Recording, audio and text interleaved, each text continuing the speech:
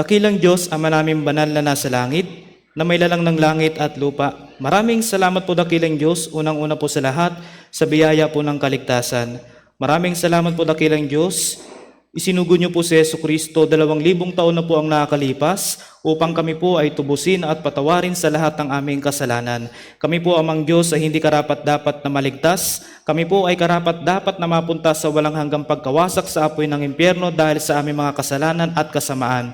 Ngunit dahil po sa inyong pag-ibig at biyaya, maraming salamat po amang Diyos. Kami po ay nagkaroon ng katiyakan sa pamamagitan po ng inyong banal na dugo.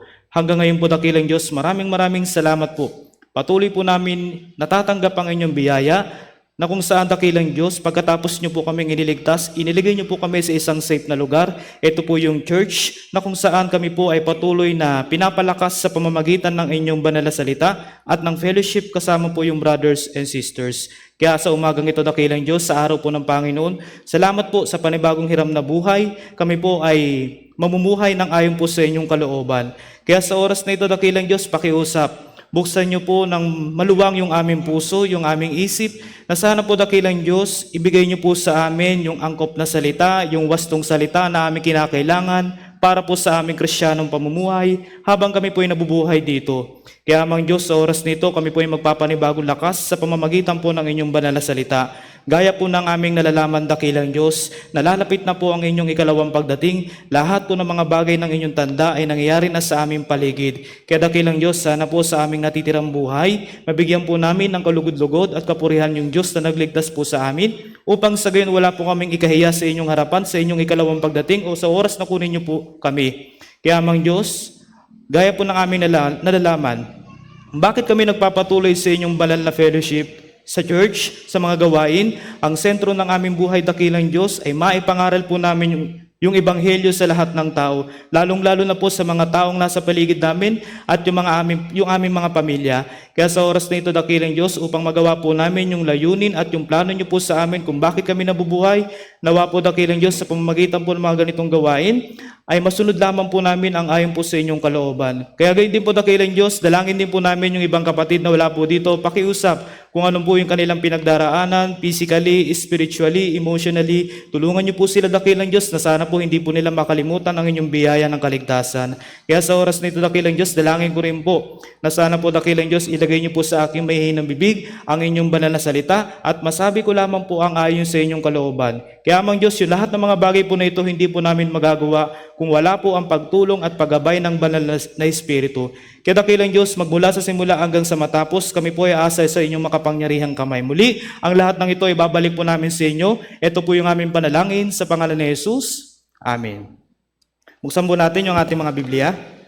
Bagong tipan po sa Pilipos chapter 3. Pilipos po chapter 3 verse 7 to 8.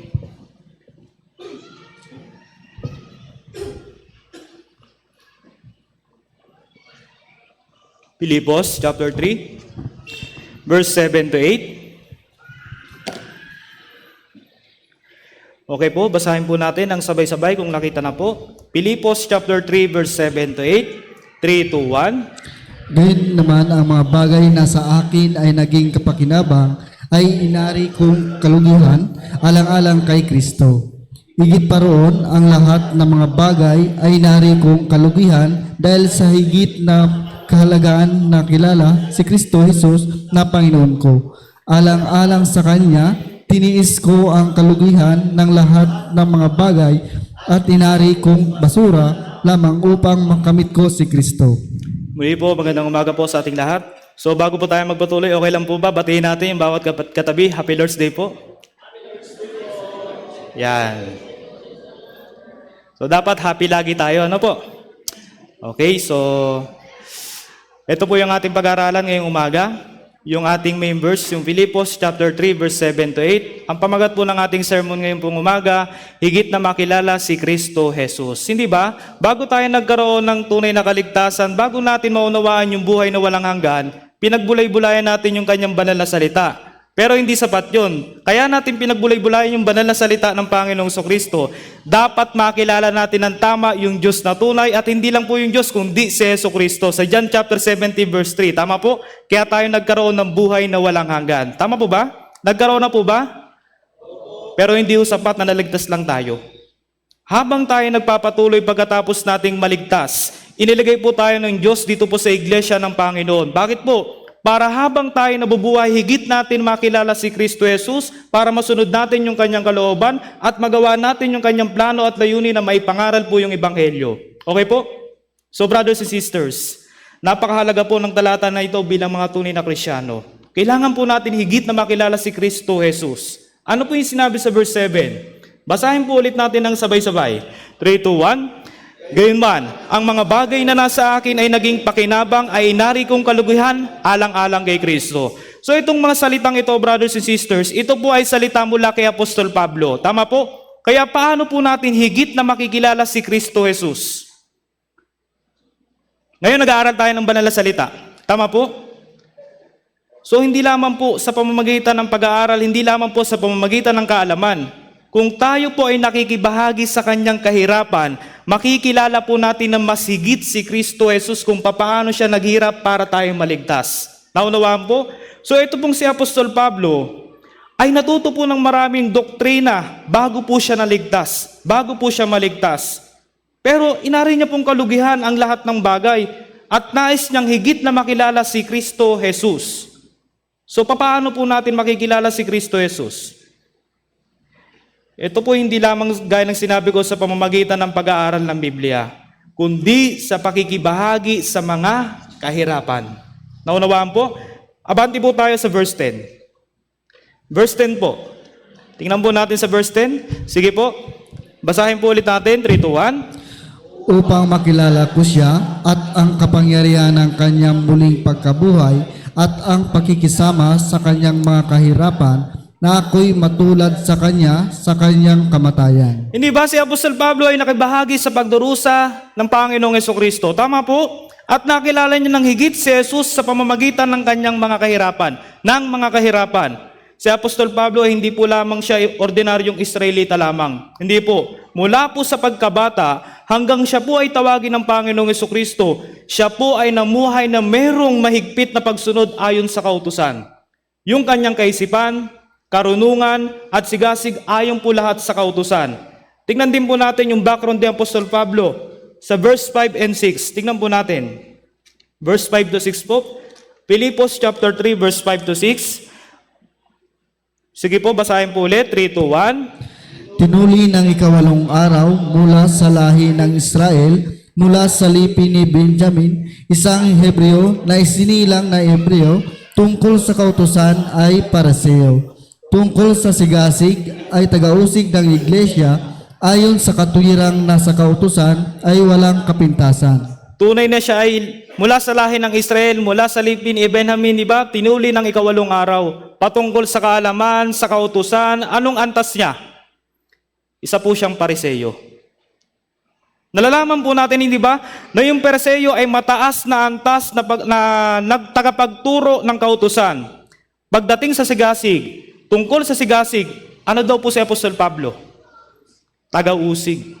Tama po? Ibig sabihin, matibay yung kanyang paninindigan patungkol po doon sa kautusan. Kaya inuusig niya po yung mga Kristiyano noon, hindi ba? Kaya wala pong mapipintas sa kanyang pagdating sa kautusan. Mahigpit niya po itong sinusunod. Nasa dugo, isip, nagawa niya rin po yung paglilingkod sa Diyos. Mula sa pagkabata, nagsikap po siya na matutunan yung kautusan. Naintindihan po? Tingnan po natin sa Gawa chapter 22 verse 3. Sa Gawa po, chapter 22 verse 3.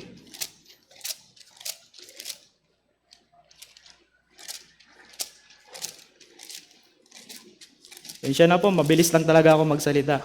Gawa chapter 22 verse 3.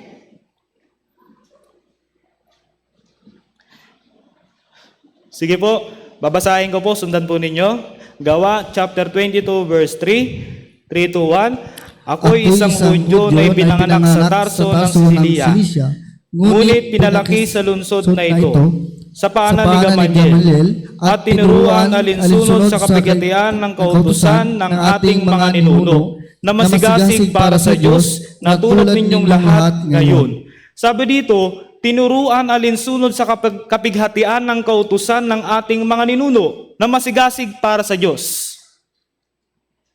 makikita ho natin dito yung pagsisikap po ni Apostol Pablo. Okay po? Mula pa lamang po sa pagkabata, siya ay tinuruan na. Para saan po? Para sa pagiging Pariseo. Okay? Kaya nga, sobrang niya po sa higpit na pagsunod dito sa kautusan. Inuusig niya po yung mga Kristiyano, hinuhuli, kinukulong, ipinagbubugbog, hindi ba? Pinapatay. Hindi ba sumang-ayon siya sa pagpatay kay Esteban? Tama po? Ganun po siya kahigpit. Lahat po ay pinagsikapan niyang makamtam ni Apostol Pablo. Pinag-ukulan po niya ng mahabang panahon upang maging kapakinabangan sa kanya. Okay? Naging kapakinabangan po lahat sa kanyang pag-aaral niya, pagsisikap na maabot yung pagiging Pariseo. Ito po ay naging kapakinabangan niya para usigin ang mga Kristiyano. Pero naging kapakinabangan ba niya ni Apostol Pablo? Opo, bilang Pariseo, naging pakinabang sa kanya yung karunungan. Okay po? Kaya sinabi sa Filipos kanina, chapter 3, verse 7, gayunman ang mga bagay na nasa akin ay naging pakinabang. Lahat ng kanyang pinagsikapan ay pinakinabangan po ni Apostol Pablo para usigin ang mga Kristiyano. Yung mataas na pinag-aralan, karunungan, sigasig, lahat po ay naging pakinabang sa kanya. Okay? Pero, nagbago po ang lahat ng ito. Nung makilala niya po ang Panginoong Jesucristo at sumampalataya po siya dito sa Panginoong Jesucristo. Sa Gawa chapter 9, tinawag po siya ni Jesucristo.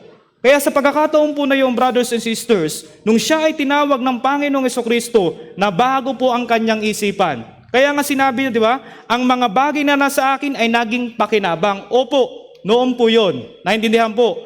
Pero, anong turing niya ngayon? Nung nakilala niya si Jesucristo, kalugihan para sa kanya. Para saan po? Alang-alang kay Kristo Jesus. Naintindihan po? Sa madaling sabi po, lahat ng kanyang pinagsikapan, pinaghirapan mula sa pagkabata at pinag-ukulan ng mahabang panahon ni Apostol Pablo para maging pakinabang niya sa pag-uusig sa mga Kristiyano ay itinuring niyang kalugihan alang-alang kay Kristo Jesus. Bagamat marami siyang naabot at kaalaman, pero lahat po yun ay itinuring niyang kalugihan. Bakit po? Bakit po?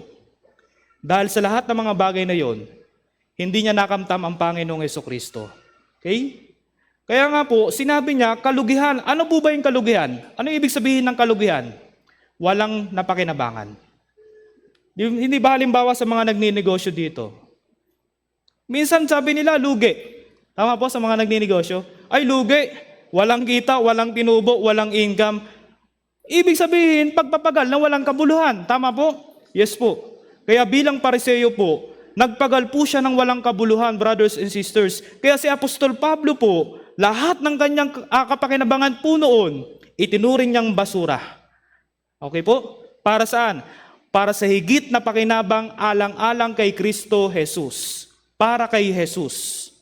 Itinuring niyang higit na pakinabang yung kanyang masunod si Jesucristo, yung kanyang makantam si Jesucristo, yung kanyang mabigyan lugod at kaluwalhatian ang Panginoong Jesucristo.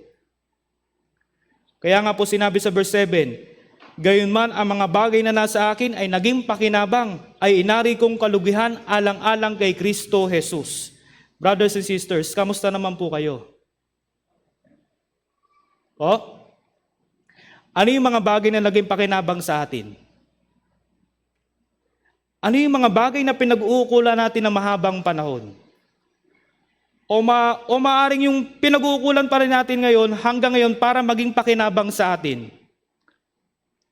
Ano pa ba yung mga bagay na napakinabangan natin noon bago tayo maligtas? Hindi ba? Sa mga adult, hindi ba nag-aral po tayo noon? Tama po? And then nagtrabaho tayo, naging pakinabang natin ngayon.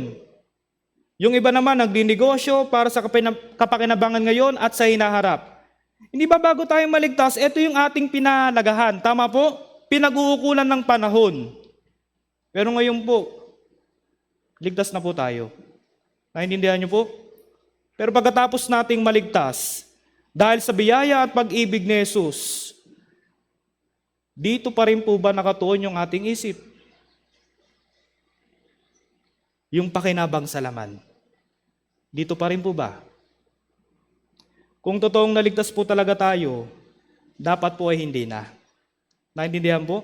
Bilang normal na Kristiyano, dapat hindi na patungkol sa pakinabang sa laman yung priority, yung ating priority. Naintindihan po? Sa katunayan po, ito yung kaisipan ng maraming tao. Ano po yun? Yung pakinabang. Tama po? Yung pakinabang. Kahit sinong tao yung tanungin mo, halimbawa niyaya mo, punta tayo sa ganito, di ba mag-iisip yan? Yung mga tao, pag niyaya mo, anong pakinabang ko dyan? Tama po? Yun yung tinatanong nila. Punta tayo sa church, makinig tayo ng salita ng Diyos. Anong mapapakinabang ko dyan? Ito po'y palagi nasa isip ng tao. Kung ano yung mapapakinabangan. Pero tayo mga naligtas na po, ano yung kapakinabangan na inaasam natin? Brothers and sisters, yung mga hindi ligtas po, alam natin yung pakinabang na inaasam po nila, hindi ba? Pakinabang lamang sa laman. Tama po, pakinabang lang ng mundong ito, pakinabang na makakapagpasaya sa kanila. Tama po, mali? Pero tayo, naligtas na tayo, tandaan po, iba tayo sa taong hindi paligtas. Tayo po ay ligtas. Kaya ano po yung inaasam na pakinabang ng mga Kristiyano bilang naligtas? Gaya ho natin. Tayo po, hindi na ho dapat tayo, kagaya ng sanlibutan na umaasa sa pakinabang para sa laman. Okay po? Hindi na po ito yung mga bagay na dapat nating i-priority. Hindi po yung dapat na ito yung inuuna natin. Secondary na po ito. Okay? Kaya ano po yung dapat na inaasam ng mga Kristiyano? Gaya po natin ngayon. Nandito tayo sa church. Tanungin ko po kayo, bakit kayo nasa church ngayon? Bakit po kayo nandito ngayon? Linggo naman ngayon, hindi ba? Pwede naman tayong mamasyal na lang. Pumunta kasama yung barkada, magliwaliw na lang tayo. Bakit tayo nandito ngayon? Bakit po kayo nandito ngayon? Ano yung pakinabang na inaasam nyo sa pagpunta po ng church? Brothers and sisters, so dapat asamin po natin, ano yung pakinabang ko ng pagpunta ko sa church? Bakit ako nandito ngayon? So mahalagang tanong po yun. Sa mga hindi ligtas po, umaasa sila ng kaligtasan. Di ba ngayon po, marami nagsisimba. Hindi lang tayo, hindi ba? Maraming church na nagsisimba ngayon. Bakit sila nagsisimba, brothers and sisters? Bakit sila nagcha-church? Hindi ba nagpupunta sila ng church para maligtas? Yun yung inaasam nila. Para makamit nila yung kaligtasan, yung buhay na walang hanggan. Yun yung pakinabang na inaasam nila ng pagpunta ng church. Pero tayo, naligtas na tayo eh. Tama po, mali? Ano yung pakinabang na inaasam natin bilang naligtas pagpunta natin dito sa church? Meron po ba? Meron? Sabi ng iba, malilibre na naman ako sa tanghalian. Ay, nandiyan si sister, baka mapautang na naman ako. Yan po ba yung pakinabang na inaasam natin ang pagpunta ng church? O basta pupunta na lang tayo ng church, pagkatapos uuwi na tayo, parang churchgoer. Parang may siling puwet, pagkatapos hindi mapakali, gustong-gusto nang umuwi. Kapag ganun, wala tayong mapapakinabang sa ganun. Naintindihan po, brothers and sisters? Kaya ano yung pakinabang ng pagpunta natin sa church? Una po, upang mailayo tayo sa kasalanan. Naintindihan niyo po? Tingnan natin. Sa John chapter 15 verse 5. Isang bagay na kapakinabangan natin sa pagpunta sa church ay yung mailayo tayo sa kasalanan ng sanlibutan ito. John chapter 15 verse 5. 1 chapter 15 verse 5. Basahin po natin. 3, 2, 1. Ako ang puno ng ubas, kayo ang mga sanga. Ang mga nanatili sa akin at ako'y sa kanya, ay siya nagbubunga ng marami. Sapagkat kung kayo hiwalay sa akin, ay wala kayong magagawa. Kung kayo hiwalay sa akin, wala kayong magagawa. Naintindihan niyo po? And then sinabi sa Awit chapter 16 verse 2, Ikaw ay ang aking Panginoon, ako'y walang kabutihan kung ako'y hiwalay sa iyo. Kaya hindi po natin kayang mapagtagumpayan ang tukso ng sanlibutan ito ng kasalanan. Hindi po natin kayang daigin ang kasalanan kung hiwalay tayo sa church. Naintindihan niyo po? Kaya ito po yung isa sa sanhi ng pagbagsak ng Christian life. At sanhi kung bakit tayo nagkakaroon ng problema dahil hiwalay ka sa church.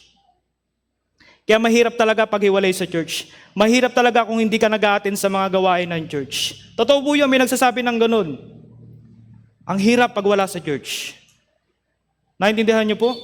Kaya sinabi sa verse 6, sa John chapter 15 verse 6, kapag wala ka sa church, kung sinasabi mong ligtas ka, mala-impyerno ang buhay mo.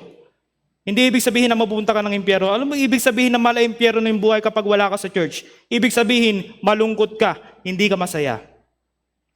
Mahirap sa madaling sabi. Pero kapag tayo nananatili sa church, nailalayo tayo nito sa kasalanan. Nailalayo tayo sa tukso ni Satan. Nailalayo tayo sa kapahamakan ng sanlibutan ito. Doon tayo nagiging masaya. Tama po? Ito po yung kahalagahan ng pagpunta natin sa church upang mailayo tayo sa kasalanan. Okay po? Ano po yung pakinabang na inaasam ng mga Kristiyano? Inaasam po ba natin mapakinabangan yung salita ng Diyos? Po? O okay lang na naririnig natin yung kanyang banal na salita? Inaasam niyo po ba yung pakinabang ng salita ng Diyos? O okay lang na naririnig niyo yung kanyang banal na salita? So dapat pinapakinabangan po natin itong bawat salita na pinag-aaralan po natin kung bakit nandito tayo ngayon. Ano po yung sinabi sa Mateo chapter 4 verse 4? Hindi sa tinapay lamang mabubuhay ang tao, kundi sa bawat salitang lumalabas sa bibig ng Diyos. Kung paanong pinapakinabangan natin yung ating pisikal na pangangatawan, yung ating pisikal na pagkain, dahil yung pagkain natin sa laman ay mahalaga. Para maayos yung kalusugan, maayos yung pangangatawan, dapat mas pahalagahan po natin yung pagkain nating espiritual. Okay po?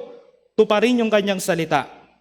Bagaman naririnig natin yung kanyang banal na salita, bagaman palagi natin ang pag-aaralan yung kanyang banal na salita, ngunit hindi naman natin kanyang tinutupad yung kanyang banal na salita, kahit anong sermon yung sa atin ni sermon, useless po ang lahat ng bagay. Kung hindi natin kanyang sinusunod yung kanyang salita, kung hindi natin tinutupad yung kanyang banal na salita, hindi po natin napapakinabangan yung biyaya, kung gayon, ito po'y walang kabuluhan. Naintindihan po? Tingnan natin sa Santiago chapter 1 verse 22. Santiago po chapter 1 verse 22.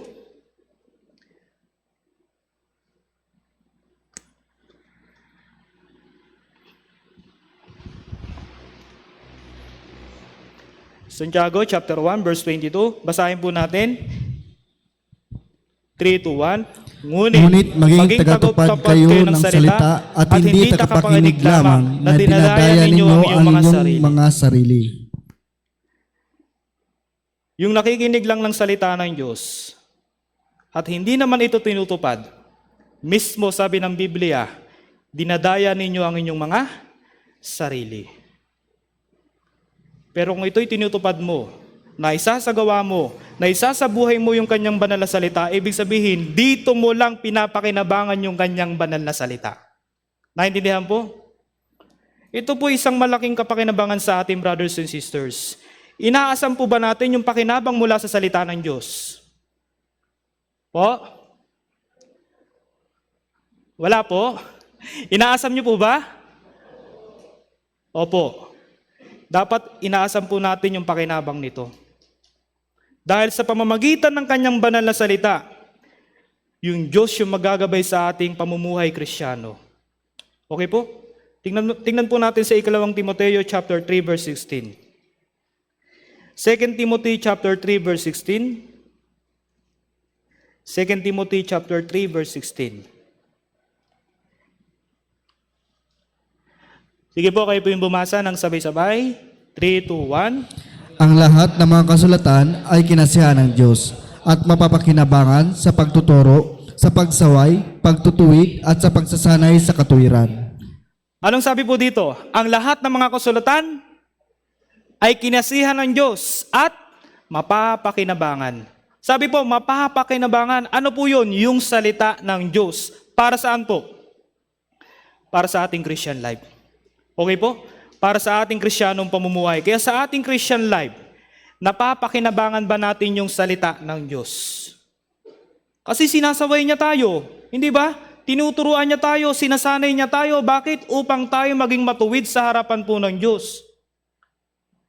Kaya kayo po, Kapag kayo umaattend tuwing Sunday, brothers and sisters, Wednesday sermon, at iba pang fellowship, hindi ba palagi tayo nag-aaral ng salita ng Diyos? Hindi nawawala yung salita ng Diyos. Nakikinig tayo ng salita ng Diyos. Pero, eto po ba ay inaasam natin na maging kapakinabang sa atin?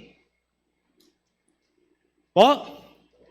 Kasi po minsan naririnig lang natin, napag-aaralan lang po natin, pero hindi naman natin inaasam yung malaking pakinabang para sa atin. Kaya kayo po, brothers and sisters, kung maunawaan po natin yung malaking pakinabang nito, kahit hindi na ipaalala sa atin itong mga gawain ng Diyos, okay po? Na makinig tayo, mag-aral tayo, kahit hindi tayo i-follow up ng mga leaders, nanaisin po talaga natin ito kung saan kang pupunta ng church kahit wala kang sundo. Kung talagang malaking pakinabang sa iyo yung salita ng Diyos, yung pagpunta sa church. Hindi ba? Opo. Kaya ano yung sinabi ng unang Pedro chapter 2 verse 2? Mithiin ang malinis na spiritual na gatas na siyang salita ng Diyos. Ito po yung dapat na inaasam natin na mapapakinabangan po natin. Okay po? Ano pa po? Inaasam din po ba natin na maglingkod sa Diyos? Po? Parang ayaw nyo na. Pagod na po kayo? Po? May pakinabang po ba sa paglilingkod? Ano yung pakinabang sa paglilingkod sa Diyos, sa church, at sa brothers and sisters? Ano po yung inaasam natin na pakinabang sa paglilingkod? Hindi ba meron tayong inaasahan na meron gantimpala? Tama po. Iniisip ng ilang Kristiyano, may pakinabang ba sa paglilingkod? Tandaan po, wala pong pakinabang kay pastor o kay evangelist. Pero, yung paglilingkod natin sa church, sa Diyos, may gantimpala po ito para sa Diyos. Naintindihan po? Tingnan natin sa Colossus chapter 3 verse 24. Colossus po chapter 3 verse 24.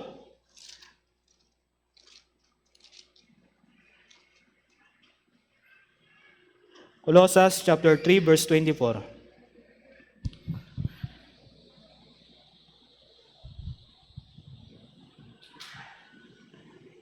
Sabi po dito, yamang inyong nalalaman na sa Panginoon ay tatanggapin ninyo ang gantimpalang mana, paglingkuran ninyo ang Panginoong Hesukristo. Sabi dito, inyong nalalaman na sa Panginoon. Ibig sabihin yung mga gawa para sa Diyos, yung paglilingkod sa Diyos ay may gantimpala. Tama po? May gantimpala. Sabi dito, paglingkuran ninyo ang Panginoong Hesukristo, na sa Panginoon ay tatanggapin ninyo ang gantimpalang mana. Kaya maging sa paglilingkod po, meron po ba tayong kapakinabangan? Sa katunayan po may mga brothers and sisters, nagtataka sila. Bakit sila masigasig sa church? Bakit lagi silang naglilingkod sa church? Hindi ba nila alam? Napapagod na sila? Bakit yung oras nila ay ubos na lagi sa church? Bakit po nila sinasabi yung mga ganung bagay? Hindi ba may naririnig tayong ganun? Tama po mali? Bakit po nila sinasabi yung mga ganung bagay? Bakit po? Alam niyo po, kaya po nila sinasabi yung mga ganung bagay, hindi po nila nalalaman na yung paglilingkod sa church ay may pakinabang. Naintindihan niyo po? Kaya ito po yung pakinabang sa atin na pagsaserve natin sa church para sa Diyos, para sa mga kapatiran, yung gantimpala, meron pong gantimpala. Huwag na huwag niyo pong kakalimutan yan. Naintindihan niyo po? Kasi hindi tayo sanay sa pangako ng Diyos. Kasi hindi pa natin nakikita. Pero yan po ay nakasulat sa Bible. Kaya asamin natin yung pakinabang sa paglilingkod na may gantimpala tayong matatanggap sa langit. Ano pa po yung pakinabang na dapat inaasam ng mga Kristiyano? Sa ating Christian life, sa ating pamumuhay bilang Kristiyano, meron po bang kapakinabangan? Sa ating Christian life, inaasam po ba natin yung pakinabang ng pagtitiis at sakripisyo? Minsan iniisip po natin, ano yung kapakinabangan ng pagtitiis at sakripisyo? Di ba po minsan kung minsan, pagdurusa, kahirapan, kapaguran lang yung nakikita natin. Tama po? Sa katunayan po, may pakinabang po ito, brothers and sisters. Bakit yung ilang Kristiyano hindi nakakapagsakripisyo? Bakit hindi po tayo nakakapagtiis? Simple lang po. Dahil hindi po natin nakikita yung pakinabang sa likod nito. Kaya kayo po, brothers and sisters, palagi nyo pong tatandaan, isipin, kapag tayo nagsasakripisyo at nagtitiis, lumalago po ang ating pananampalataya. Tingnan natin unang Tesalonica chapter 1 verse 3. Unang Tesalonica po chapter 1 verse 3.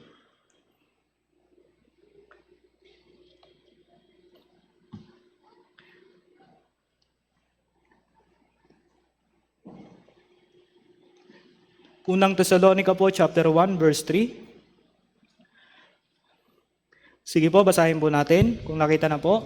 3, 2, 1. Aming inaalala sa harapan ng ating Diyos at Ama ang inyong gawang mula sa pananampalataya, pagpapala sa pag-ibig at katatagan ng pag-asa sa ating Panginoong Hesukristo.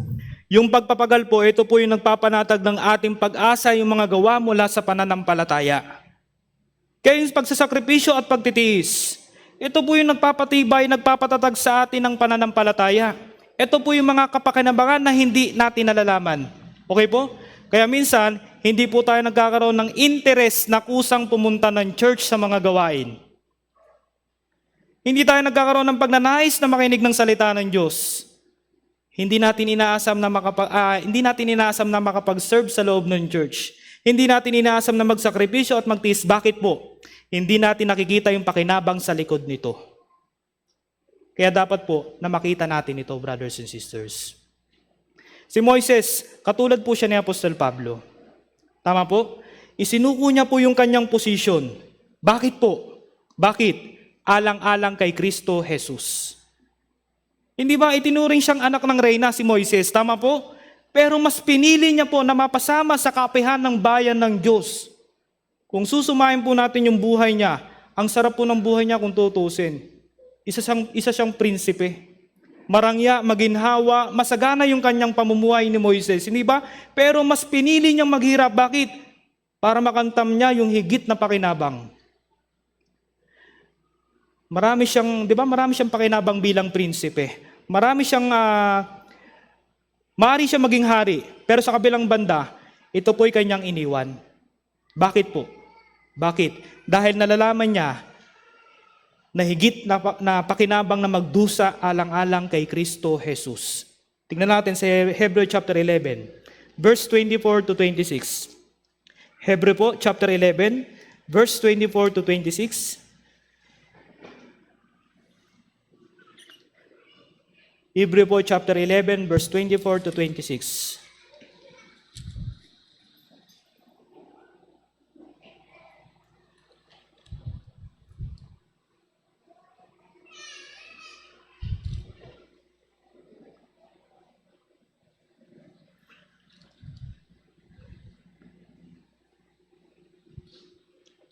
Sige po, basahin po natin.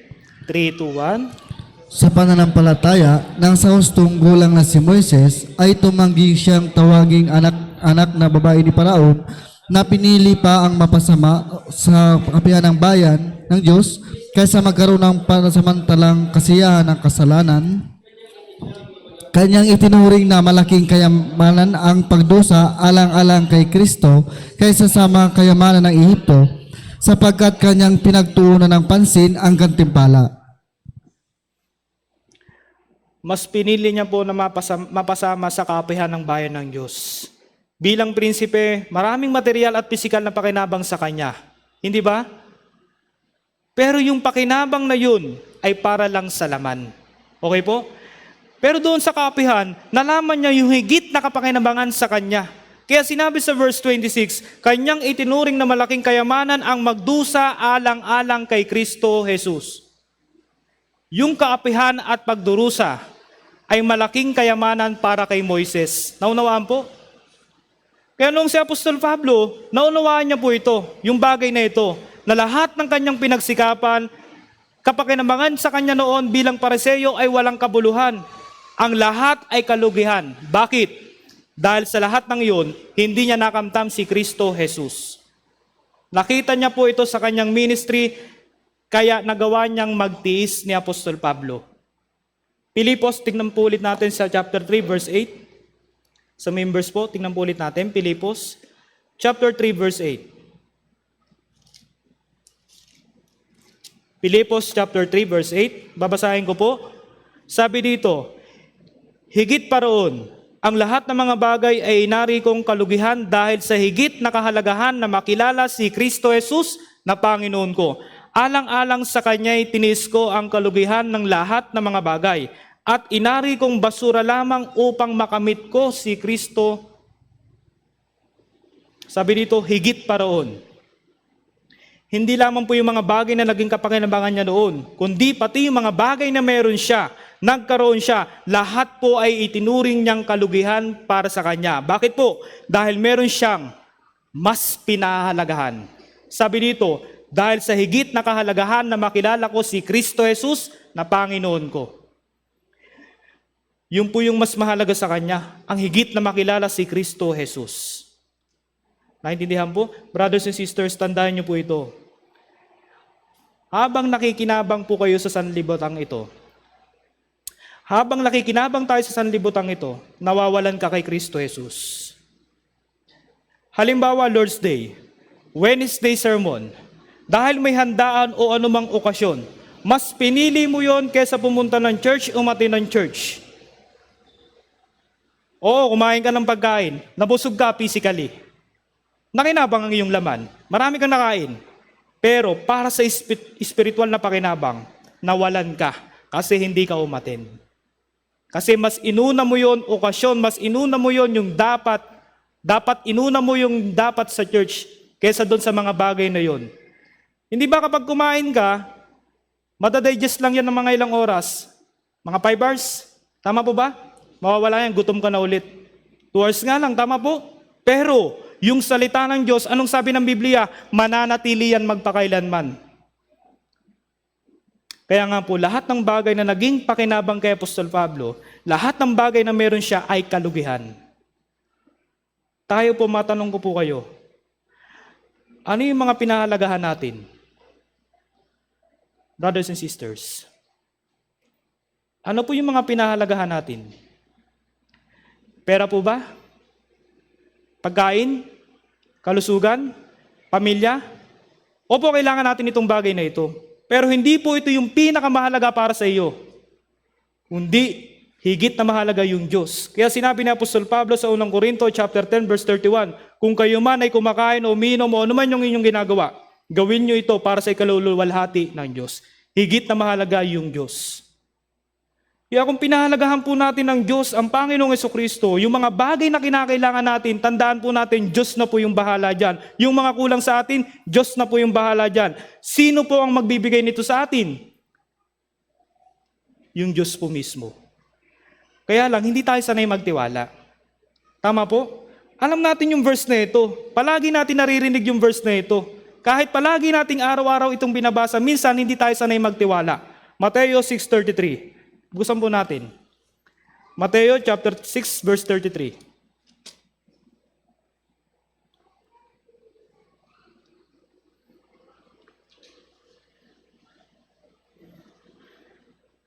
Matthew chapter 6 verse 33.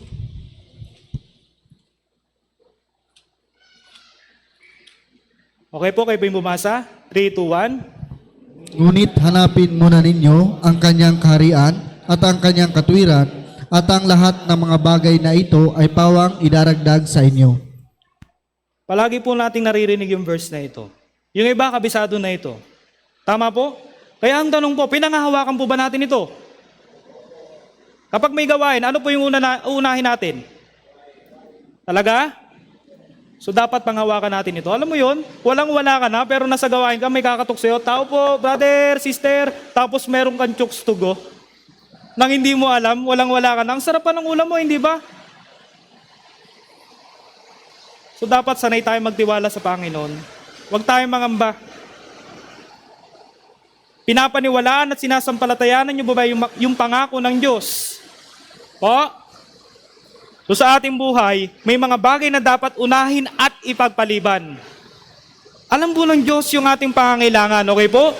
Maging yung bilang ng ating buhok, alam po yan ng Diyos sa Mateo chapter 10 verse 13, di ba? Maging ang mga buhok sa iyong ulo ay bilang na lahat. Alam po ng Diyos yan, brothers and sisters. Walang bagay na hindi nalalaman ng Diyos. Lahat ng bagay kulang sa atin, alam po yan ng Diyos.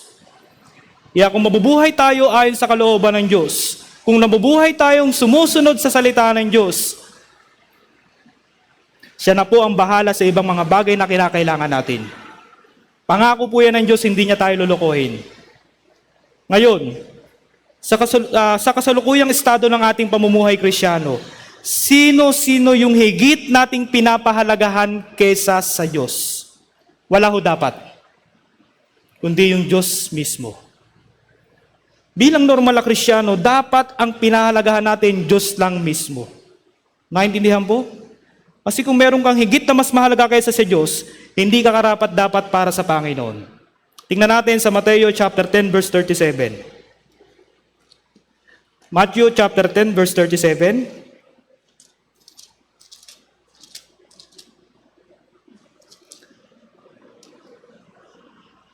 Kayo po yung bumasa ng sabay-sabay. Matthew chapter 10 verse 37. Nang sabay-sabay at medyo malakas, 3, 2, 1. Ang umiibig sa ama o sa ina ng higit kaysa sa akin ay hindi karapat-dapat sa akin. At ang umiibig sa anak na lalaki o anak na babae ng higit kaysa akin ay hindi karapat-dapat sa akin. Okay lang po, isa pa po, pa-request lang po, 3, 2, 1. Ang umiibig sa ama o sa ina ng higit kaysa akin ay hindi karapat-dapat sa akin. At ang umiibig sa anak na lalaki o anak na babae ng higit kaysa akin ay hindi karapat-dapat sa akin. Yung mismong mga pamilya natin, kung sila po higit nating iniibig kaysa sa Diyos, mismong Biblia ang nagsabi, hindi ka karapat-dapat sa Panginoon. Kung dahil sa pamilya mo, nahadlangan ng iyong gawain, hindi ka karapat-dapat sa Panginoon. Yung ating pag-ibig at paglilingkod ay hindi karapat-dapat sa Diyos. Kung higit nating minamahal yung ating mga pamilya, yung ating nanay at anak, tatay.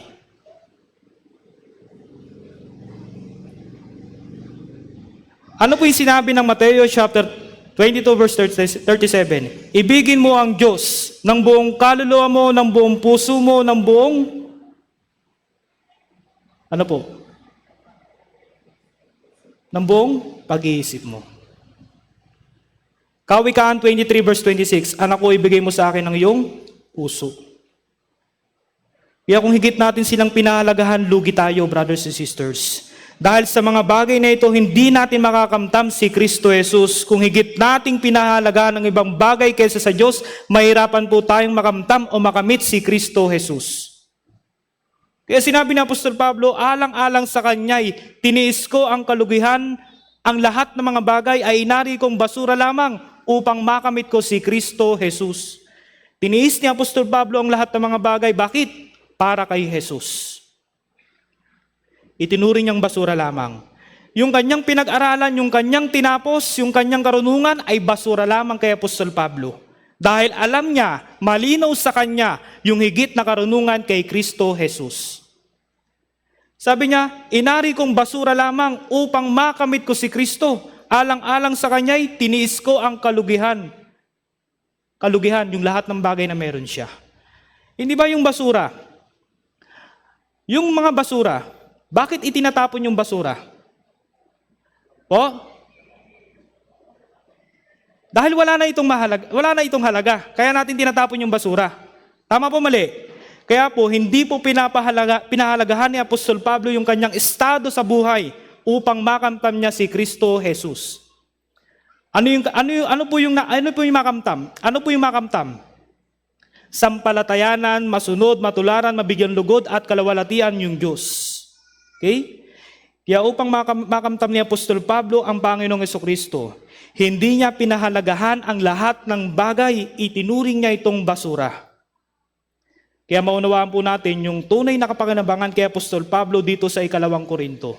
Alam niyo po, ano po ba yung kapakinabangan sa kanya? Yung kahirapan at pagdurusa. Sa panig natin, kapag pagdurusa, sakripisyo, kahirapan yung pinag-uusapan, sa isip natin, wala tayong napapakinabangan. Pero si Apostol Pablo po, yung kanyang kahirapan at pagdurusa, ito po'y naging pakinabang sa kanya. Paano? Dahil sa kahirapan at pagdurusa na makamtam niya si Jesucristo. Tingnan natin sa 2 Korinto. Ano po yung kahirapan niyang ito ni Apostol Pablo? 2 Corinthians chapter 11 verse 23 to 27. Ikalawang Korinto po, chapter 11, verse 23 hanggang 27 po.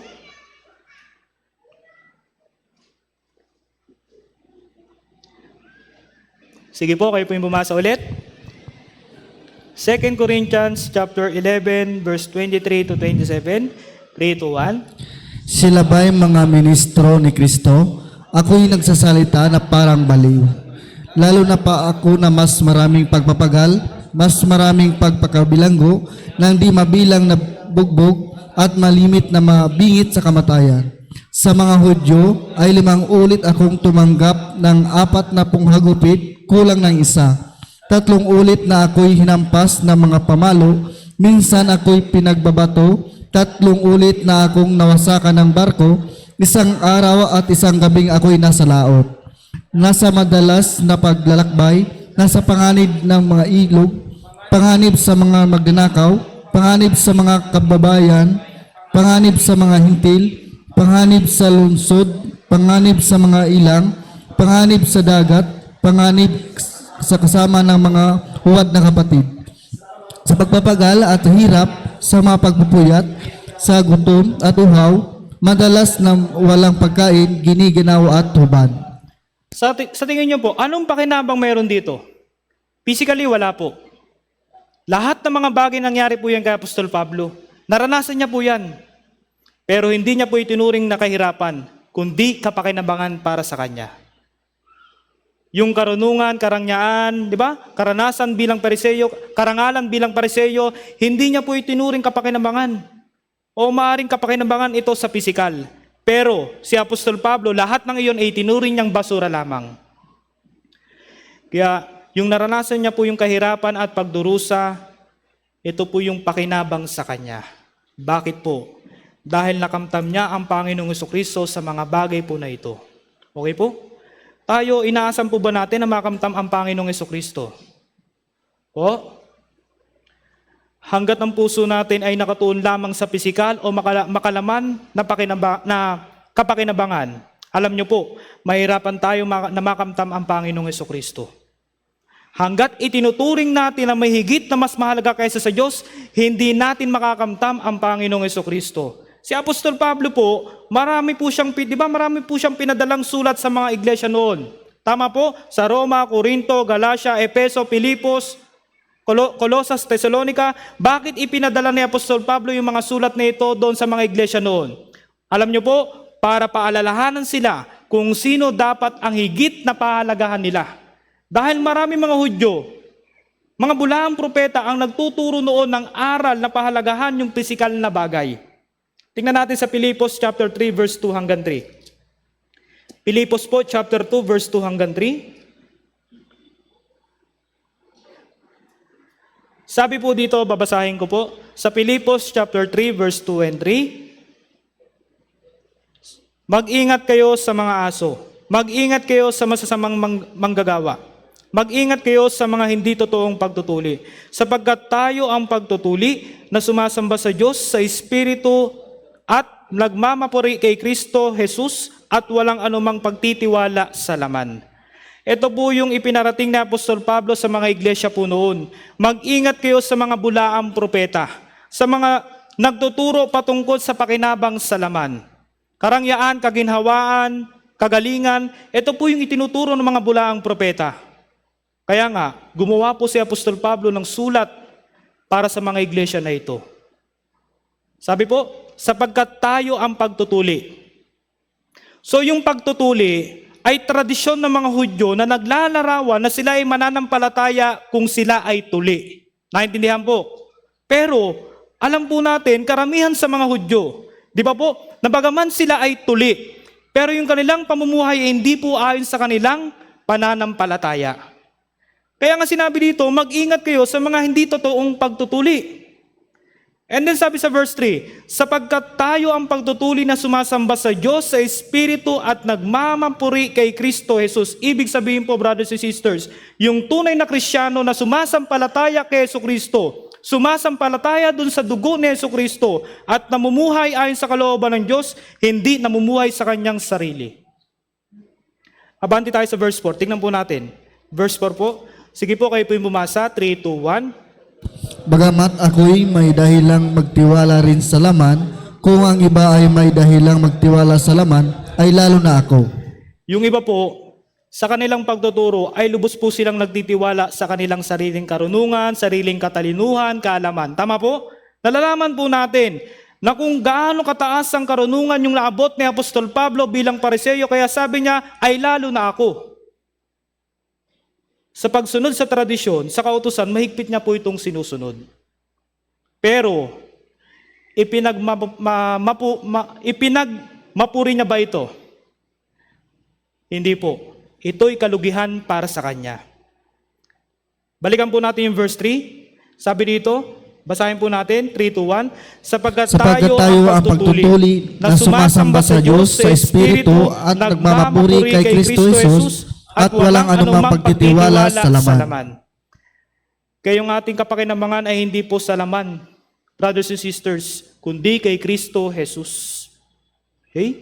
Alam niyo po sa kaligtasan na meron tayo, hindi po magiging kapakinabangan sa atin yung dugo ni Jesucristo kung ang tao ay patuloy na magtitiwala sa kanyang sariling mga gawa.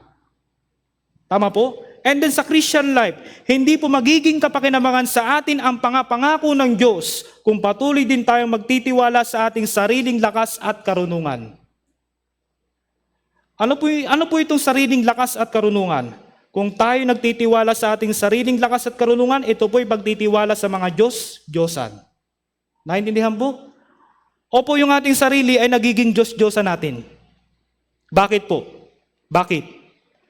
Dahil kadalasan po sa mga Krisyano, sumasampalataya tayo hindi sa pamamagitan ng kalooban ng Diyos, kundi ayon sa ating sariling kalooban. Paano po? Pag Sunday sermon, Wednesday sermon, sa mga fellowship, sa mga gawain sa church, hindi ba minsan meron tayong tinatakdang mga oras? Tama po? Pero tayo ay may sariling oras din. Hindi ba kung minsan pumupunta tayo sa church kung anong oras yung gusto lang natin? Tama, mali? Actually, ang pagpunta sa church, ang mga gawain sa fellowship, paghahanda po yan ng maagang oras. Ito po hindi kalugihan para sa atin. Tandaan niyo po, kundi ito po ay kapakinabangan para po sa atin. Mahirapan po tayong lumago, mahirapan tayong makapag-evangelize kung ganun po yung attitude natin sa church. Naunawaan po?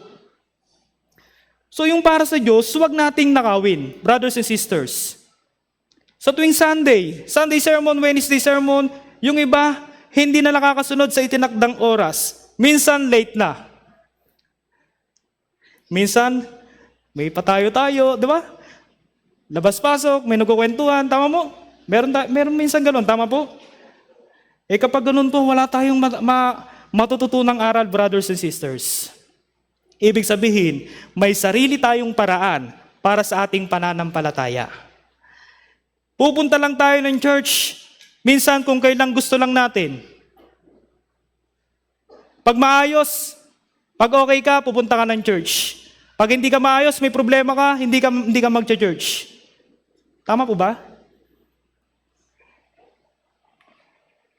Brothers and sisters, dapat yung pananampalataya natin hindi nakabase sa ating sarili. Mahirap man o naman yung sitwasyon, dapat nandito ka sa church.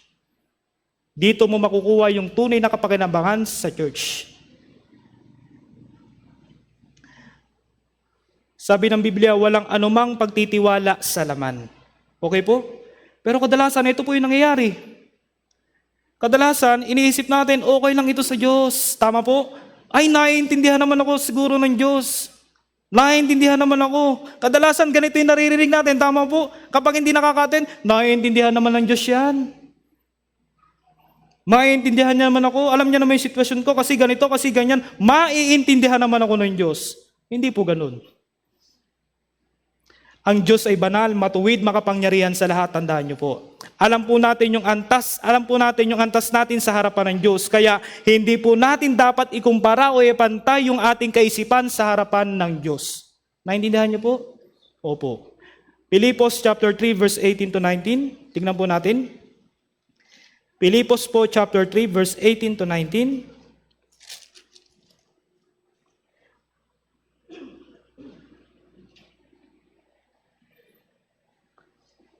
Okay po? Basahin po ng sabay-sabay. 3, 2, 1. Sapagkat marami ang mga lumalakad na siyang madalas kong sabihin sa inyo, at ngayon sinasabi ko sa inyo na may pagluha, na sila ang mga kaaway ng krus ni Kristo. Ang kanilang kahinatnan ay kapahamakan, ang kanilang tiyan ang kanilang Diyos, at ang kanilang kahiyan ang kanilang kapurihan, na nakatuon ang isip sa mga bagay na makalupa. Sila po yung lumalakad ayon sa tradisyon. Lumalakad sila ayon sa sariling pananampalataya, sariling kalooban. Kaya sinabi ng Biblia na sila ang mga kaaway ng krus ni Kristo. Bakit kaaway? Bakit po kaaway? Dahil hindi sila nagpapasakop sa biyaya ni Kristo. May sarili silang kalooban. Naintindihan po? Sa ating po bang pananampalataya na meron tayo, meron po ba tayong lubos na pagpapasakop kay Kristo Jesus? Meron po? Pag-isipan po natin, sabi ng verse 19, ang kanilang kahinatnan ay kapahamakan, ang kanilang tiyan ang kanilang Diyos. Kadalasan binabanggit po natin ito sa mga hindi pa mananampalataya. Tama po? Sa Bible Seminar. Pero tingnan din po natin sa ating mga sarili, yung ating pananampalataya, kadalasan para sa ating tiyan. Ito po yung nagiging dahilan kung bakit hindi tayo nakakasunod. Kaya hindi po natin nakakamtam ang Panginoong Jesucristo. Kaya sabi dito, ang kanilang kahiyan, ang kanilang kapurihan, na nakatuon ng isip sa mga bagay na makalupa. Kung itinutuon po natin yung ating isip sa mga bagay na makalupa, mga bagay na makalaman, ito po'y kahiyan sa harapan po ng Diyos. Bakit po? Hindi tayo nagtitiwala sa Kanya. Masigit tayo nagtitiwala sa ating sarili. Yan po ay kahiyan, kalapastangan kapag nagtutuon po tayo sa mga bagay na makalupa. Kapag sinabing nagtutuon, ano pong ibig sabihin nito? Nagtutuon, doon tayo nagpo-focus. Tama po? Doon tayo nagpo-focus. Ibig sabihin, ito yung inuuna natin. Kaya nga sinabi sa atin ng Biblia, na tayo po, alam niyo po, naniniwala po kayo? Sinasabi sa atin ng Biblia, tayo manlalakbay lang dito. Naniniwala po kayo doon? Hindi tayo taga dito, manlalakbay lang tayo dito. Na tayo manlalakbay lamang para hindi tayo mag-focus dito. Hindi ba? Yung pong manlalakbay, hindi siya bibili ng sariling bahay kung nasaan siya. Halimbawa lang po, andito kayo sa Castillejos. Halimbawa po, taga Baguio kayo. Masarap doon, malamig doon, hindi ba? Halimbawa, taga Baguio po kayo. Napunta kayo dito sa Castillejos. May bahay ka sa Baguio. Napunta ka lang dito. Bibili ka ba ng bahay dito? Po? Hindi. Bakit? Kasi alam mong may uuwian ka doon sa Baguio, malamig doon. Tama po? Masarap matulog doon. Dahil alam mong may bahay ka. Alam mong may uuwian ka. Hindi ka rin bibili ng gamit o lalo na kung malalaki at mabibigat. Kung taga Baguio ka at napunta ka dito. Ibig sabihin, yung kanyang pamumuhay ay hindi para doon. Pangsamantala lamang. Naintindihan po? Nandoon lang siya sa lugar na yon para sa kinakailangang bagay. Pero alam niya na meron siyang uuwian. Ganon din po sa atin. Brothers and sisters, hindi tayo taga dito. Bandang huli, meron tayong uuwian. Saan po yun? Doon po sa langit. Manlalakbay lang tayo dito. Okay lang na ganito yung tulugan ko. Kasi pag uwi ko, masarap yung tulog ko. Okay lang na mapagod ako dito. Kasi pagdating ko doon sa tunay na tahanan, magpapahinga ako ng walang hanggan. Yun po yung kaharian ng Diyos. Pero sa ating mga Kristyano, nahirapan man tayo dito, meron tayong kapahingahan. Hindi man maayos yung ating tinitirahan ngayon dito sa mundong ito. Maingay, magulo, okay lang. Meron tayong kaharian doon sa Diyos, doon sa langit. Pero bakit tayo nahirapan? Bakit po? Minsan kung bakit tayo nahirapan, dahil dito tayo nakapokus. Naintindihan po? Isipin po natin palagi, brothers and sisters, tayo yung manglalakbay lang dito. Manlalakbay lang tayo dito. Hindi tayo magtatagal dito. Tingnan natin Pilipos chapter 3 verse 20. Abanti po tayo. Pilipos chapter 3 verse 20. Basahin po natin. 3, 2, 1. Sapagkat ang ating pagkamamayan ay nasa langit. Mula roon ay hinihintay naman natin ang tagapagligtas, ang Panginoong Jesucristo. Tayo po ay hindi taga sanlibutan. Opo, nakatira tayo dito sa sanlibutan. Pero hindi tayo magtatagal dito. Sino po yung magtatagal dito? Wala. Tama po? Kaya hindi tayo taga dito. Lahat ng bagay ay iwan natin dito. Tandaan nyo yun palagi. Miski piso, wala kang madadala dun sa langit. Tandaan nyo po, tayo po'y taga langit. Paulit-ulit po natin itong naririnig. Bakit po? Para tayo po'y paalalahanan, para yung focus natin ay hindi matuon sa sanlibutang ito. Okay po? Minsan, bakit tayo nahirapan na makapamuhay sa ating buhay Kristiyano kahit na gusto natin? Bakit po? Nandoon naman yung puso natin para maging maayos yung ating Christian life. Pero bakit nahirapan tayo o madalas sa ating Christian life? Alam niyo po kung bakit? Dahil hati sa laman at sa espiritu. Alam niyo po yung half moon? Hati. Dapat full moon tayo. Naintindihan po?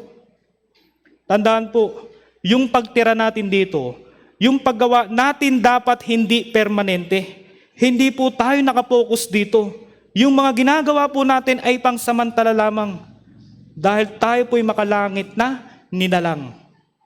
Kaya sinabi dito, ang ating pagkamamayan ay nasa langit. Hebrew chapter 13 verse 14. Tingnan po natin. Ito yung katibayan na yung lungsod na ito hindi magtatagal. Hebrew 13 verse 14.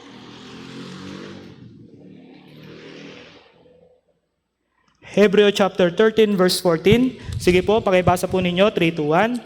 Sapagkat dito'y wala tayong lungsod na magtatagal, ngunit dinahanap natin ang lungsod na darating. May magtatagal dito o wala? Mismong Biblia ang nagsabi.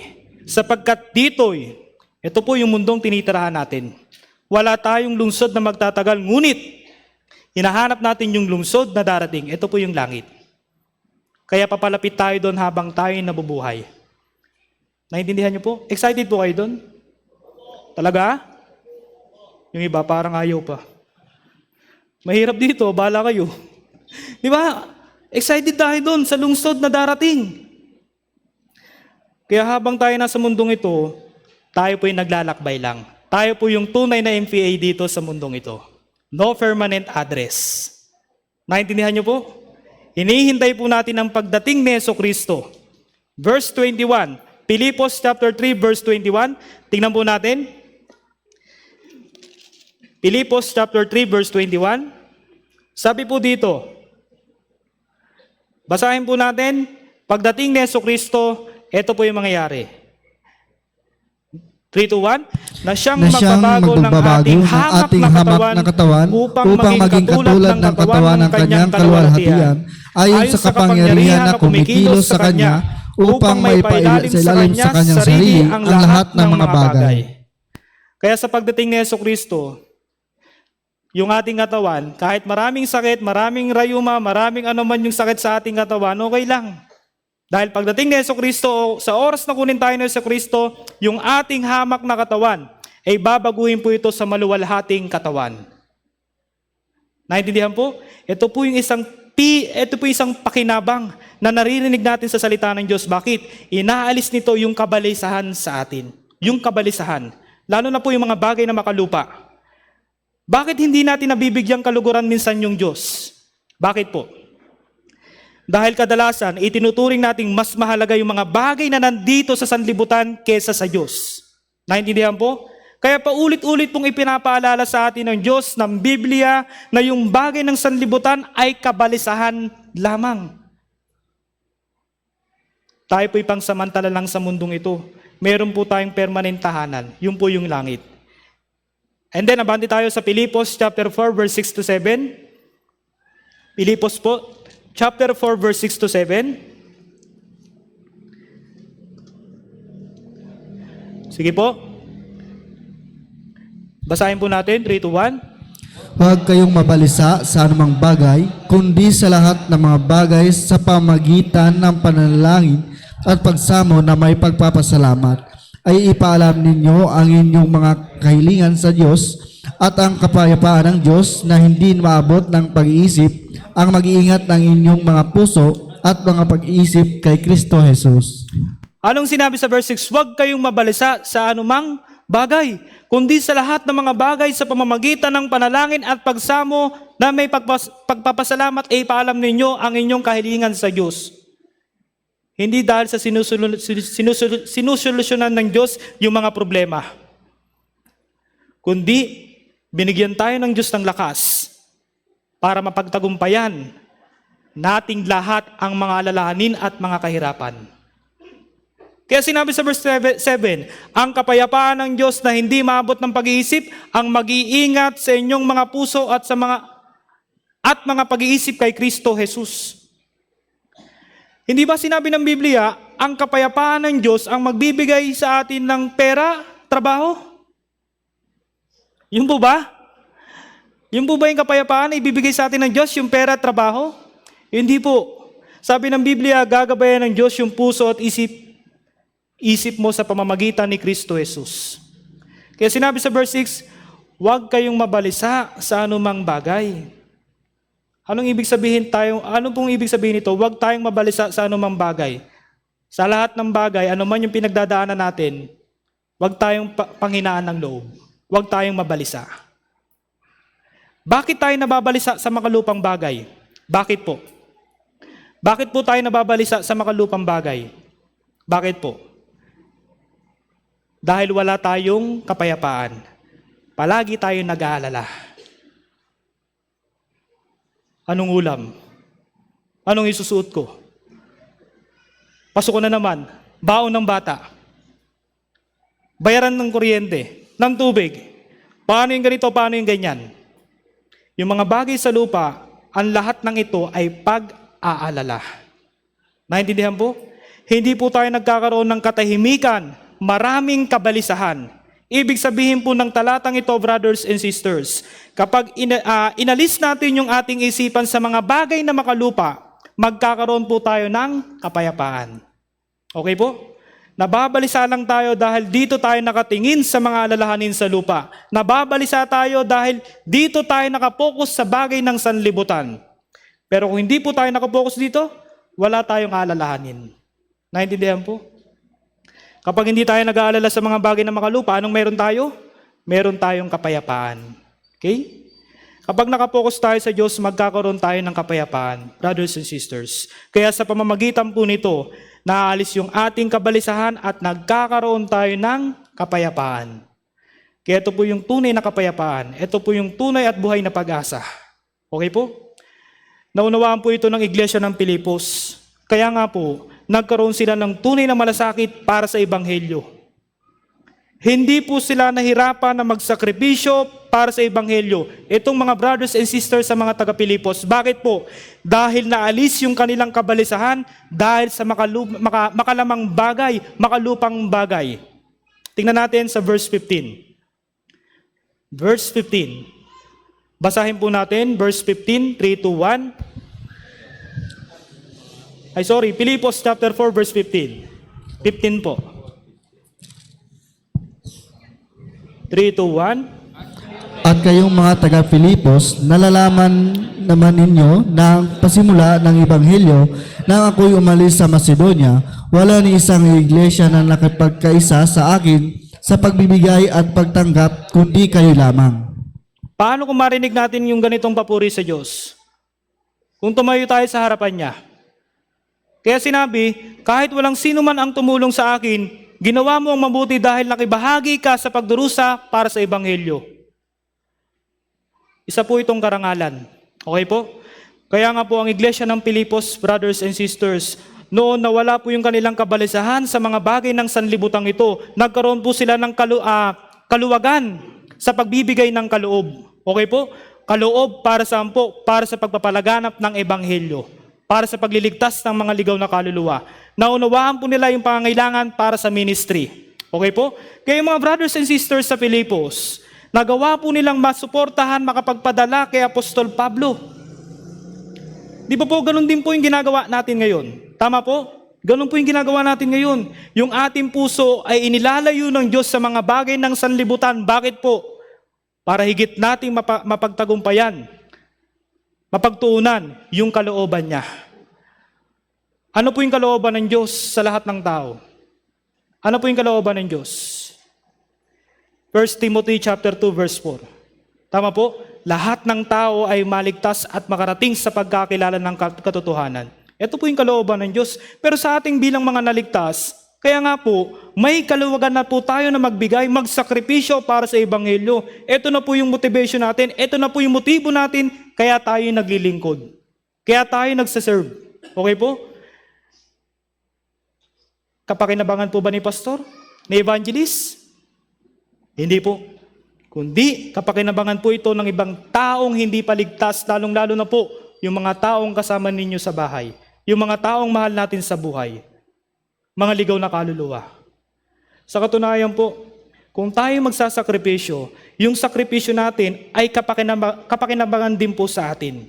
Okay po? Tingnan natin sa verse 17. Filipos chapter 4 verse 17. Basahin po natin. 3, 2, 1. Hindi sa ako'y naghahanap ng kaloob, kundi hinahanap ko ang bunga na dumarami para sa inyo. So, ito po yung isang bagay. Kapag tayo naglilingkod, kapakinabangan din para sa atin. Hindi po yung hindi po yung ibinibigay nila kay Apostol Pablo, yung inaasahan niya. Hindi po yung material, kundi yung bunga ng kanilang pagbibigay. Anong sabi dito? Kundi hinahanap ko ang bunga ng dumarami para sa inyo. Nagbibigay po sila ng may kagalakan sa puso, kusang loob na pagbibigay. Pagmamalasakit sa mga ligaw na kaluluwa. Alam niyo po, ito yung sentro ng buhay natin para sa pagliligtas ng ibang kaluluwa. Naintindihan po? Ito po yung bunga tuwing sila po ay nagbibigay. Ito po yung inaasahan ni Apostol Pablo, yung bunga para sa kanila. Sila po yung nagbigay, pero sila yung nakinabang. Minsan po sa atin, bakit nahirapan tayong magbigay? Bakit po? Kasi po hindi po natin nakikita yung pakinabang nito. Sabi dito, hindi sa ako'y naghahanap ng kaloob, kundi hinahanap ko ang bunga na dumarami para sa inyo. Kaya dito po, yung pagbibigay nila ng kaloob ay naging kapakinabangan po nila. Okay po? Hindi ba ang mga tao po, ang pakinabang na inaasam nila, material na bagay, physical na bagay. Tama po? Pero sa mga Kristiyano, hindi po ganun, brothers and sisters. Sa mga Kristiyano na mga naligtas talaga, ang tunay na pakinabang espiritual, espiritong bunga. Okay po? Yun po yung tunay na pananampalataya. Kaya po, sa pagkakaroon ng ganitong kaisipan, nagkakaroon tayo ng puso, kusang loob na nagbibigay. Natututo tayong makontento sa mga bagay na meron tayo. Okay po? Kaya sa pamamagitan po nito, hindi kabigatan yung mga sitwasyon na ating nararanasan. Inaalis po nito yung ating kabalisahan sa mga bagay ng sanlibutan. Ito po yung itinuturo sa atin sa pamamagitan ng ating mga sakripisyo. Naunawaan niyo po? Filipos chapter 4 verse 11 to 12. Tingnan po natin, atras po tayo. Sabi po dito, Filipos chapter 4 verse 11 to 12. Basahin po natin, 3, 2, 1. Hindi sa nagsasalita ako dala ng pangailangan sapagkat aking natutunan ang masiyahan sa anumang kalagayan aking kinaroonan. Marunong akong magpakababa at marunong din akong magpakasagana. Sa bawat bagay at sa lahat ng bagay ay natutunan ko ang lihim sa kabusugan at maging sa kagutuman at maging sa kasaganaan at maging sa kasalatan. Paano po nila nagagawa ang ministeryo sa pagpapalaganap ng Ebanghelyo, sa pagpapalawak ng Ebanghelyo, sa pagliligtas ng mga ligaw na kaluluwa? Paano po nila nagagawa yung ministeryong ito? Natuto silang makontento. Natuto silang makontento. Hindi na po sila nag-aasam ng higit pa. Bakit ang tao nag-aasam ng higit pa? Bakit po? Dahil hindi sila kontento. Hindi sila kontento. Sumunod, sabi dito, marunong din akong magpakasagana. Yung kasaganaan po na tinutukoy dyan, hindi po sa material at pisikal na bagay, kundi sa spiritual. Kaya paano po ito nagawa ni Apostol Pablo? Verse 17 to 18, tingnan po natin. Verse 17 to 18, balikan po natin yung verse 17 to 18. Basahin po ulit natin, 3, 2, 1. Hindi sa ako'y naghahanap ng kaloob, kundi hinahanap ko ang bunga na dumarami para sa inyo. Ngunit mayroon ako ng lahat ng bagay at sumasagana. Ako'y busog, palibhasa'y tumanggap kay Epaprodito ng mga bagay na galing sa inyo, na bumabangong samyo, isang handog na kasaya-aya at kalugod-lugod sa Diyos. Sabi dito, meron ako ng lahat ng bagay na at sumasagana. Ibig sabihin, kontento na po si Apostol Pablo. Sabi po, palibhasa'y tumanggap kay Epaprodito ng mga bagay na galing sa inyo, na mabangong samyo, isang handog na kaaya-aya at kalugod-lugod sa Diyos. Ano po ito? Ito po ba yung material na bagay? Yung material na bagay po ba yung kalugod-lugod sa Diyos? O? Hindi po. Material na bagay po ba yung ibinigay nila? Hindi po. Kundi yung puso nila na nagbibigay na may galak. Okay po? Ito po yung tinitingnan ng Diyos, yung puso. Yung puso yung tinitingnan ng Diyos. Hindi yung halaga ng pagbibigay. Yung puso mo. Hindi po sa kaloob nakatingin ng Diyos, sa puso. Palagi niyo pong tandaan yan. Anong puso meron sila noong sila nagbibigay? Anong puso meron sila? Pusong may galak. Okay po? May galak, hindi mabigat. Kaya ito po yung mabangong samyo sa harapan po ng Diyos. Bakit nila nagagawa ito? Dahil alam nila itong verse 19. Basahin po natin yung verse 19. Abante po tayo. Basahin po natin, 3, 2, 1. At pupunuan ng aking Diyos ang bawat kailangan ninyo ayon sa kanyang mga kayamanan sa kaluwalhatian kay Kristo Jesus.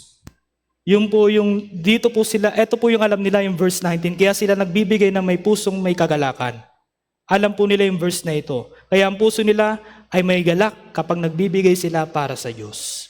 Okay? Sabi dito, pupunan ng aking Diyos ang bawat kailangan ninyo ayon sa kanyang mga kayamanan sa kaluwalhatian kay Kristo Jesus. Mangyayari po ito sa atin kung uunahin lamang po natin yung Diyos. Okay po? Lahat ng bagay na meron tayo, naabot, nakamtam, bago tayo maligtas, itunuring po natin itong kalugihan. Bakit po? Dahil sa mga bagay na iyon, hindi natin nakamit si Kristo Jesus. Tama po? Opo, maaaring naging pakinabang sa ating pisikal. Pero sa spiritual, hindi po ito naging pakinabang. Yung ating karunungan, ginagawa, sigasig, pananampalataya, bago tayo naligtas, itinuring po natin itong kalugihan. Dahil sa mga bagay po na ito, brothers and sisters, hindi natin nakamit ang Panginoong Jesucristo. Kaya po, simula po nung maligtas po tayo, tingnan po natin ang pakinabang mula sa kanyang banal na salita. Paano natin makakamtam si Jesucristo? Kapag nasusunod natin, natutularan natin at nabibigyan lugod at kalawalatian yung Diyos, ito po yung sinasabi na makamtam si Kristo Jesus. So bilang bagong nilalang ginawa ng Diyos ang ayon, di ba? Bilang bagong nilalang ginawa po ng Diyos ayon sa kanyang larawan, ituon po natin yung ating isip doon sa mga bagay na makalangit. Okay po? Kung ganon, yung mga kabigatan at alalahanin at mga kahirapan sa mundong ito, maunawaan natin na ito'y pangsamantala lamang. Hindi magtatagal. Anumang pakinabang sa laman, ito po'y kalugihan sa para sa ating espiritu. Kaya, kung sa mga bagay na ito, brothers and sisters, dito po tayo magpo-focus, dito tayo nagpo-focus, mahirapan tayong makamtam si Jesucristo. Okay po? Habang nakikinabang ka sa sanlibutan, nawawalan ka kay Kristo Jesus. Kaya upang makamtam at makilala si Jesucristo ng higit pa, dapat po nating ituon yung ating isip sa mga bagay na makalangit. So, balikan natin yung main verse. Huling verse, Filipos chapter 3, verse 7 to 8. Dapat natin tularan si Apostol Pablo. Ito po yung sinabi niya. Last verse po, Filipos chapter 3, verse 7 to 8. Basahin po ninyo, 3 to 1. Gayunman, ang mga bagay na sa akin ay naging kapakinabang ay nari kong kalugihan, alang-alang kay Kristo. Higit pa roon, ang lahat ng mga bagay ay inari kong kalugihan dahil sa higit na kahalagahan na makilala si Kristo Jesus na Panginoon ko. Alang-alang sa Kanya, tiniis ko ang kalugihan ng lahat ng mga bagay at inari kong basura lamang upang makamit ko si Kristo. So tularan po natin si Apostol Pablo. Ano po? Anong sinabi dito? Ang lahat ng bagay ay inari niyang kalugihan dahil sa higit na kahalagahan na makilala si Kristo Jesus. Maraming salamat po, tayo pong lahat ay yumuko at manalangin.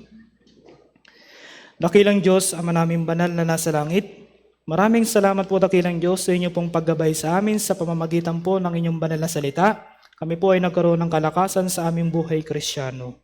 Kaya mang Diyos, salamat po sa oras na ito na pag-aralan po namin yung aklat ng Pilipos. Nawa po sa mga bagay na meron kami dakilang Diyos, sa mga bagay na inaasahan po namin dakilang Diyos, maituon po namin ito sa makalangit na bagay. Upang sa gayon dakilang Diyos, higit pa namin makamtam si Yesu Kristo at higit pa namin na makilala si Yesu Kristo. Upang sa gayon dakilang Diyos, makapamuhay po kami ng ayon po sa inyong kalooban at may pangaral yung ebanghelyo sa lahat ng mga naliligaw na kaluluwa. Gaya po ng amin nalalaman dakilang Diyos, kami po ay mahina pa, kami po ay kulang pa sa aming buhay pananampalataya, kami po ay marami pang hindi nalalaman, ngunit kami po ay umaasa sa inyong kapangyarihan, kaya dakilang Diyos, puspusin niyo kami ng banal na Espiritu sa pamamagitan ng inyong banal na salita at ng fellowship. Kaya dakilang Diyos, maraming salamat po sa oras na ito. Kami po ay nagkaroon ng fellowship kasama po ninyo. Kaya amang Diyos, sa aming narinig at naunawaan, nawa po dakilang Diyos, may sa pumuhay po namin ito hanggang sa pag-uwi po namin. Kaya amang Diyos, lahat po ng bagay nito ibabalik po namin sa inyo. Maraming salamat po. Ito po yung aming panalangin sa pangalan ni Jesus. Amen. Thank you po.